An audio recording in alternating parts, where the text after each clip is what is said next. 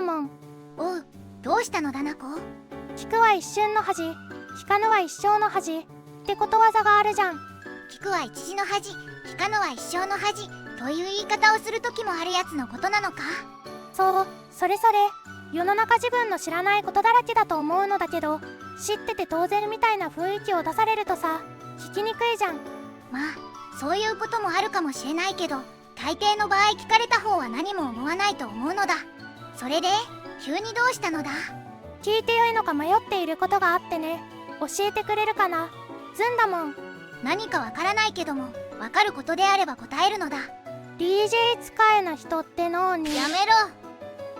で、なんで？そういうことは掘り返してはいけないことなのだ。しかも令和の今、動画でネタにしていいことでもないのだ。ふざけたこと聞く暇あったらコンボ練習でもしてろなのだ。ああ、やっぱり格闘ゲームはこうやって排他的になっていくんだね。ただ純粋に疑問を聞きたかっただけなのに。お前のそれは疑問でなくてただの煽りなのだ。しかも相当悪質なのだ。聞いてよいことと悪いことの違いぐらい小学校の道徳で習っておけなのだ。テーペロ。お前はよ。というわけで雑なオープニングだったけど、今回は格闘ゲームの専門用語の紹介だよ。格闘ゲーム歴だけが長いおじくそゲーマーがこういった単語があるよとただ垂れ流すチラシの裏だよ。何事もなかったかのように本題を始めやがった。ずんだもん。過去は過去、今は今だよ。いつまでも昔のことを持ち出してはいけないよ。それは被害に遭った側が言うセリフであって、加害をした側が言ってよいセリフではないのだ。細かいこと気にしてたらおっぱい大きくならないよ。ほっとけなのだ。そして一応断っておくけど、この動画の用語集は独断と偏見にまみれてるから注意してね。つまり正しいことを言っているとは限らないよ。そこはせめて正しいことを言えなのだ。令和の今はね、決めつけると足元をすくわれる時代なんだよ。だから多分とかおそらくとか個人の感想ですで保険を聞かせておかないとまともに喋れない時代なんだよ。ずんだもん、学ぼうよ。自分が悪いのかこれは。じゃあ始めていこうか。おう、よろしくお願いするのだ。まずはじめは波動拳だよ。英語だとファイヤーボールと言ってた時期があるらしいけど、今は波動拳で通じるらしいよ。波動拳まで言うと技名のことを指すことが多いけど、略称で波動だけだとコマンドのことを指したりするよ。ストリートファイター以外の格闘ゲームだと波動拳に該当するのは KOF の闇払い、キルティのスタンエッジなどなど、他ゲーでも飛び道具のことを波動と言ったりするのだ。まあ技名をきっちり覚えないといけないのは e スポーツキャスターさんとかぶらいだと思うよ。他の必殺技でも言えるけど、波動と言われてコマンドを連想できれば格闘ゲーマー同士の会話がはかどるよ。次は昇竜拳だね。英語だとドラゴンアッパーパンチとかドラゴンパンチとかどちゃくそかっこよく呼ばれてた頃があるみたい。でも波動拳同様で今は昇竜拳で通じるらしいよ。竜剣の昇竜拳のことを指すのはもちろんだけど、他キャラ他ゲーでも単に無敵技のことを指す場合があるよ。または昇竜コマンド自体のことを意味する場合もあるね。単に昇竜と言われたら無敵技のことかコマンドのことを指していると思えば問題ないのだ。他のゲームだと KOF の鬼焼き、ギルティのボルカニックバイパーなどが該当するのだ。昇竜こすってるんじゃねえと言われたら、無敵技ばっか使ってんじゃねえとほぼ同義だよ。無敵技のご利用は計画的にね。次は竜巻旋風脚、略称で竜巻だよ。波動拳とは逆のコマンドになるよ。竜巻は突進技の代表みたいな技だけども、突進技のことをわざわざ竜巻とは言い直さないね。竜巻の場合は突進技の代替用語ではなく、単にコマンドのことを指して言う場合が多いよ。で、コマンドのことを指すだけだから、竜巻でなくて逆波動って言い方をする時もあるよ。なんで竜巻でなくて、わざわざ文字数を増やして逆波動拳って言い方をするかは謎だね。確かに竜巻コマンドを略波動コマンドというのは違和感がないのだけれども、波動コマンドを略竜巻コマンドというのはすげえ違和感あるのだ。格闘ゲーム謎文化の一つだね。次はヨガフレームだよ。ダルシムの必殺技のことなんだけど、これもヨガとだけ言ってコマンドのことを指す場合が多いよ。レバー半回転を指す用語として使われるよ。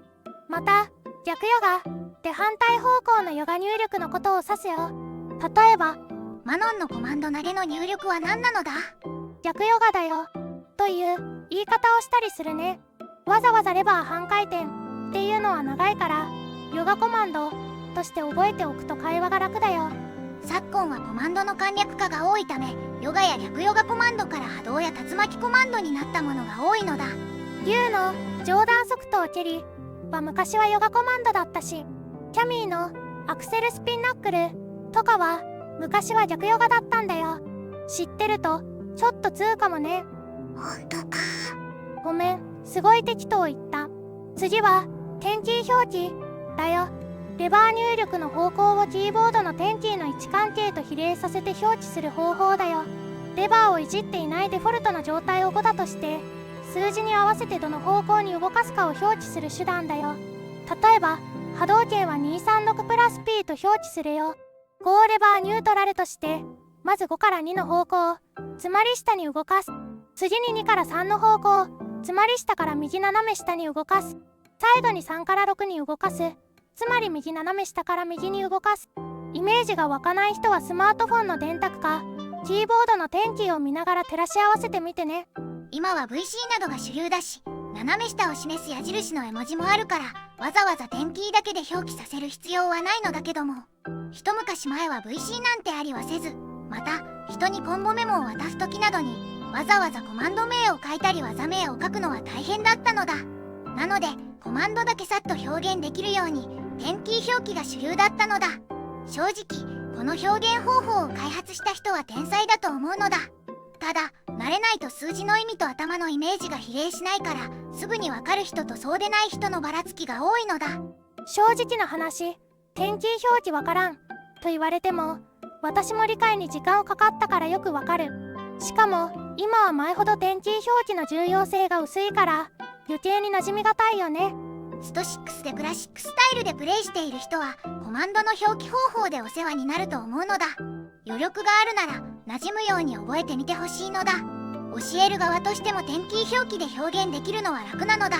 でももしかしたらカプコン公式のシャドルー研究所で取り上げられてたから私が思っている以上に知っているプレイヤーは多いかもしれないね。次は通常技、必殺技の呼び分けだよ。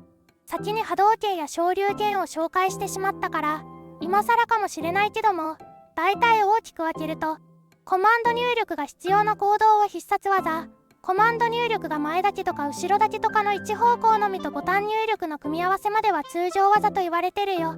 正確にはコマンド入力が入る時点で特殊技の分類になるけどね。特殊技は特殊技でカテゴリーはあるけど、まあ通常技と同じカテゴリーで見ても特に問題はないはずなのだ。で、必殺技はコマンド入力が入る技のことだよ。スト6のモダンスタイルだと必殺技ボタンで出る技が該当するね。ちなみに隠しゲームに用意されたゲージを使った必殺技を超必殺技、通称超必と言ったりするね。スト6だと SA スーパーハーツのことだよ。カテゴリー分けは張り切って覚える項目ではないけど、格闘ゲームの攻撃の種類は分けようとしたら結構カテゴリーが多いのだと覚えると、もしかしたら2ブレるかもね。いや、怪しくないかそれ。怪しいかもね。次はガードだね。ナギ説を作るための召喚師を守る人たちのことだよ。おい、嘘ではないけど別のゲームの話はやめるのだ。テーペロ、格闘ゲームのガードは主に投げ以外は防ぐ行動のことだよ。2D 格闘ゲームの場合は基本的に相手とは反対方向にレバーを入力すればガードになるよ。3D 格闘ゲームになるとガードボタンがあったり、レバーニュートラルでガードだったりするよ。基本的には防御方法なので、ガードの必要性や考え方についてはプレイヤー間で結構ばらつきがあったりするよ。ガードは基本と思い積極的に使うプレイヤーもいれば、ガードは事態の解決にならないと嫌う人もいるね。この辺りはゲームごとの攻略にもよるけども、行動の一つではあるから、使い頻度や使い方についてはプレイヤーに差があるのは当然といえば当然だね。ちなみに投稿主の考え方は、お前の失敗のせいでガードする事態になったんだから、やらかした後ぐらいおとなしくガードを基本にしとけと思っているよ。この考えはこの考え方で極端ではあるのだ。全くだよね。ただリバサの昇竜を否定しているわけではないよ。でもガードが嫌いというプレイヤーさんはガードをする前の行動についても振り返ってほしいな。ガードが嫌の前になんでガードする羽目になってるのかという視点も持ってみてほしい。きっと戦略性の幅が広がるはずだよ。趣味でやる範囲で考えることが嫌という人もいるけど、可能な範囲でいいから思考を広げる楽しさを覚えてみてほしいのだ。きっとゲーム以外でもためになるのだ。ゲームの達人は人生の達人。考えることを恐れてはいけないのだ。次はぶっ放しだね。ぶっぱと略称で言うことが多いね。相手の攻撃を切り返すためにリスクの高い技を使うことを指すよ。すぐ無敵技ぶっぱするんだからみたいな使い方をするね。基本的に無敵技はガードされると痛い目を見るから、昇竜や超必殺技で反撃することに対して使う言葉だね。最近だと切り返しや打っていくみたいな感じで綺麗な言葉で代替されることが多いのだ。ガードと同様でぶっぱに関しては思うことがある人も多いと思うけども、ぶっ放しの切り返し割り込み自体も格闘ゲーム特有の概念の一つなのだ。個人的な感想としては、最近の格闘ゲームは切り返しに無敵技強要みたいなところがあるので、昔より見る頻度は多い気はするのだ。ぶっ放し絵の確定反撃の練習もやり込みの一つだよ。しっかり練習しておこうね。次は暴れだね。これはぶっ放しと似たような使われ方なのだけども、表現の使い方の違いとしてはリスクの大きさだね。昇竜などの無敵技など誰がどう見ても隙があります的な技にはぶっ放しと表現するけど、通常技による割り込みや起き上がりのコパンなど通常技による反撃は一見だと有利不利が分かりにくいよね。暴れはそういった行動の表現で使われることが多いね。まあでもざっくり言うと、ガードした側がガードした後にする反撃行動に対して暴れと表現することは多いよ。専門用語で文章化すると、自身が不利なフレームにもかかわらず攻撃をすることになるのだ。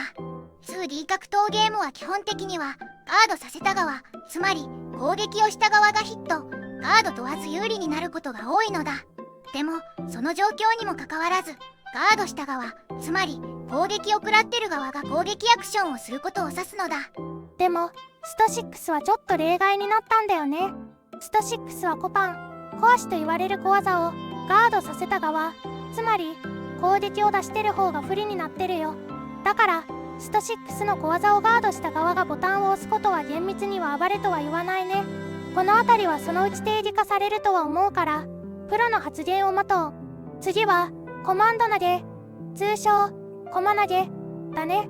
通常投げではなく必殺技で出すガードができない攻撃の種類だね。通常投げとは違い投げ抜きができないのが特徴だよ。某プロゲーマーに限らずヘイトを集めやすい攻撃の一つなのだ。有名なコマンド投げはザンギーフのスクリューパイルドライバー、 KOF の大門の天地返し、クラークのスーパーアルゼンチンバックブリーカー、あとはギルティギアのポチョムキンのポチョムキンバスターなどなどだよ。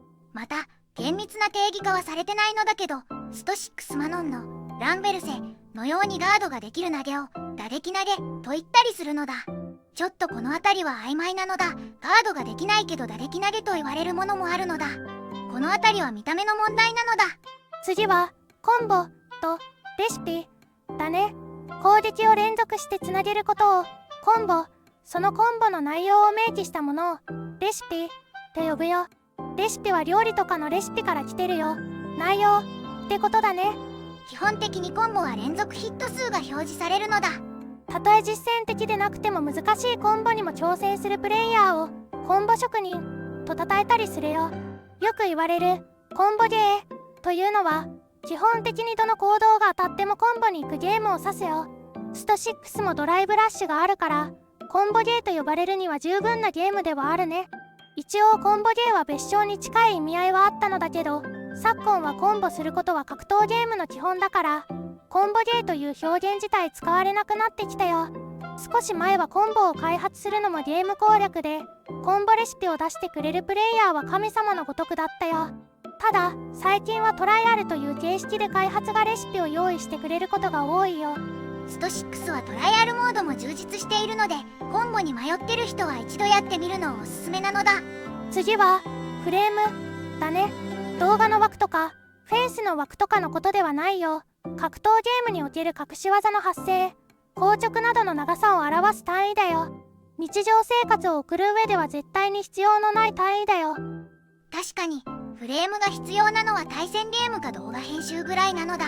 しっかり説明すると結構時間かかるし、1秒未満の表現であるので体感で理解できることはないけども、なんとなくでいいから速さや有利不利に関することだと認識していけば OK だよ。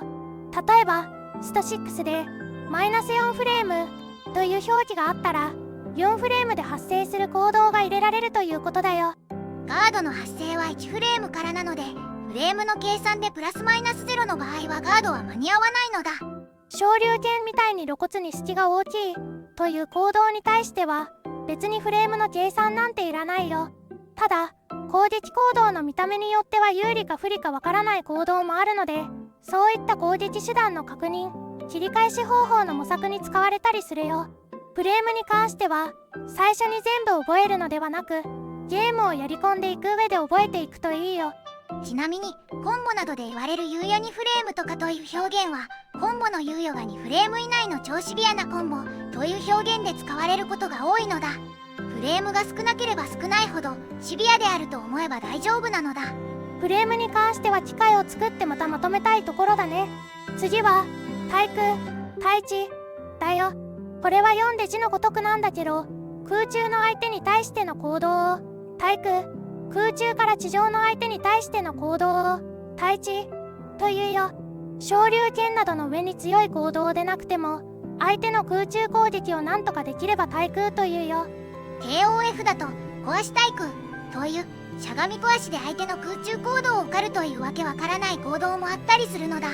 ギルティギアみたいに2段ジャンプや空中ダッシュがあるゲームで対空行動がしっかり取れるのはすごいね。スト6はジャンプの軌道一つしかないから、ゆっくり慣らしていけば取れるようになるよ。相手の行動を待ちたい人は対空は必須項目なので、可能な限り練習しておいた方が良いのだ。今回はこんなところだよ。実はまだまだいっぱいあるのだ。改めて格闘ゲームの用語の多さに驚いたね。間違いないのだ。特殊な場面が多いからか用語も増えるのだ。初めは覚えきれなくても、やっていくうちに自然と必要な表現になるから、スト6から格闘ゲームを始めたというプレイヤーさんは焦らずに覚えていってね。覚えるといろいろ便利な用語や表現が多いよ。他にも解説してほしい用語やもっと詳しい解説が欲しい用語があったらコメントをくれると嬉しいのだ。間違いも指摘してくれると嬉しいね。そしてもしこの動画を見てためになったら、隠し用語を知らないプレイヤーさんにも教えていってあげてほしいのだ。コミュニティの知識向上は格闘ゲームを強くなる上でとても大切なことなのだ。知識は自然と自信になるのだ。知らない人にマウントを取ったりするのではなく、知識を共有して共に強くなっていってほしいのだ。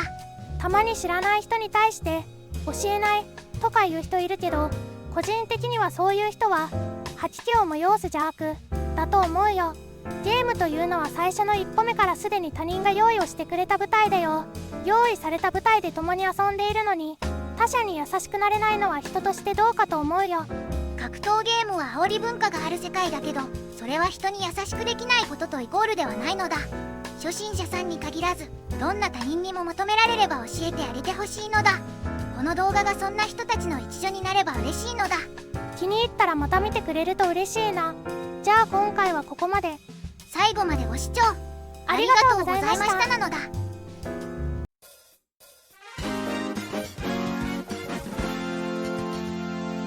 それほどでもないゲーマーチャンネル。